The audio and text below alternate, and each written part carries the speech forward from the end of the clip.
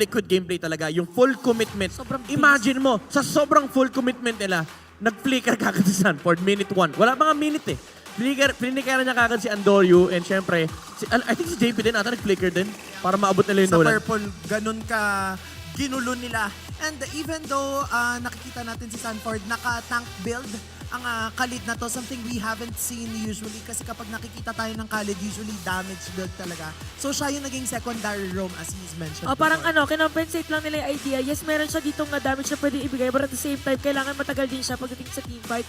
So, working around things na lang dito yung side ng TLPH para hindi sila mahirapan just in case na hindi maging effective yung sipa ni JP kasi single target lang yun eh. So, kailangan nila ng AOE crowd control. Yeah. Tsaka ang madaya dito is yung may damage si Khalid eh. Ito yung pinapangatawanan ni Ayun, Sanford na ang XP secondary room lang din talaga. And may damage yung Khalid. Di mo kailangan full damage. Kasi yung full damage Khalid, kaya mo mang burst,